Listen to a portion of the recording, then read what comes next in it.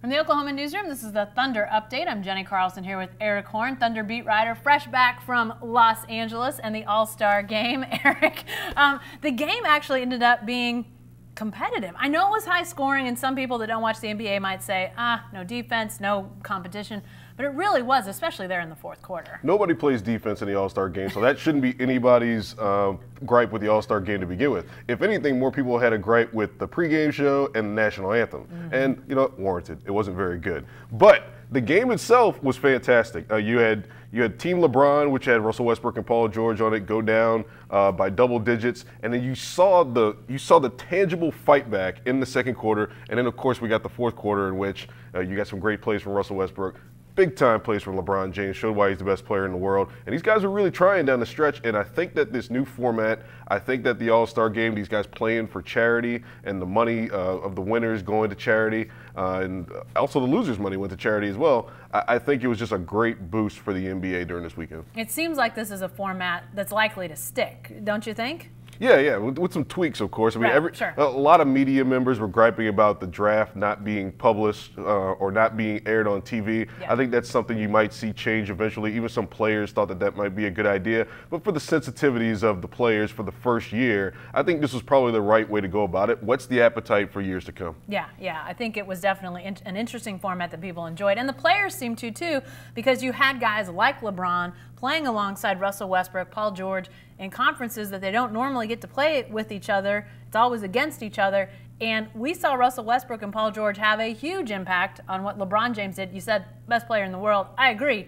But those guys were definitely helping him. Yeah, down the stretch, you know, LeBron explained this in postgame beautifully. He said on the last play where he scored the go-ahead basket, he said we wanted to get the ball in Russ's hands. I thought that the mix of players from the Eastern Conference and Western Conference, it showed you the pecking order of how these guys view each other in the league. When they needed a basket, when they needed to generate offense, they went to Russell Westbrook, and he was able to penetrate, get to Kyrie Irving, and get to LeBron James, and Russell Westbrook gets the hockey assist. And then Russell Westbrook scores the points that ends up making it a three-point game late in the game. He scores 6 of the last 11 for Team LeBron. So I think it was really a great showcase not only for how these guys view Russell Westbrook, but how great Russell Westbrook is as well. And granted, it's an all-star game. We can't say that this was Russell Westbrook coming up huge in the NBA playoffs, but at the same time, it was him making plays when needed, and they went to him, and I thought they showed a lot of respect.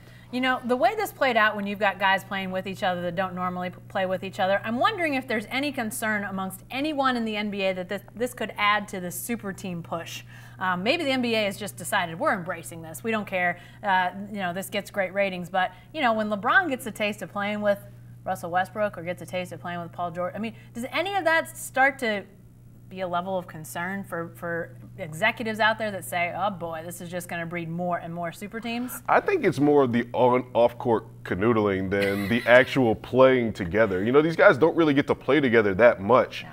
But there is a relationship there between LeBron James and Russell Westbrook. I'm not going to blow it out of proportion. I think those guys have mutual respect for each other. There was a sequence at the practice where LeBron James's oldest son was playing one-on-one with Russell Westbrook. Russell Westbrook is LeBron James's oldest son's favorite player. So I think there is some mutual respect there. But at the same time, I think that more so, these guys' agents get together and talk. These guys get to talk off the court about their ambitions and what they want to do. And I think that's the more dangerous place for some of this stuff to be happening, the seeds to be planted, rather than on the court and how they play together. You said canoodling.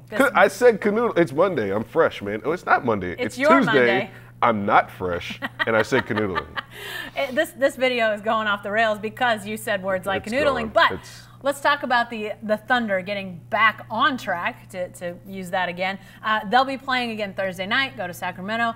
Saturday night at Golden State, a game most people will probably be interested in. Come back home here for games starting next week. But a pretty important 2-game road swing here to start with, because we know how badly they played in Sacramento earlier this year. And then we know what they've done to the Warriors. Set this up a little bit, Eric. What do you want to see out of the Thunder these 2 games after the All-Star break? Consistency, flat out. You know, the Thunder always talks about these games they lose to bad teams as we got to get them back. We owe them one. Well, they owe Sacramento one. That was one of their worst performances of the season, but that was a different Thunder team. That was one with less consistency offensively. Russell Westbrook was still trying to feel out where he was in terms of getting Paul George and Carmelo Anthony involved. Right now, you got Paul George, one of the hottest three-point shooters in the league. I think he's like 7th, around 42%, almost at 43%. So I think the Sacramento game will be a good litmus test to see where this Thunder team is mentally coming out of the All-Star break. I don't have any issues with them, and I don't think they're going to have any issues going into Golden State. I think they're going to be ready for that game, but I also think Golden State's going to be healthy and refreshed mentally after having a kind of a slog in the weeks going into the All-Star break. So I expect it to be far more competitive in that game than we've seen in the previous 2 meetings this season. And I wouldn't be surprised if Golden State won, because they should be highly motivated to win that game since the Thunder's won the first 2 meetings. Yeah, it would be something if the Thunder went 3-0 against the Warriors this year. We'll see again Thursday night, 9 o'clock tip against the Kings. That's on Fox Sports Oklahoma. Saturday night, 7:30 start on ABC against the Warriors. Be sure to stay with the best coverage team anywhere at newsok.com and every day in the Oklahoman.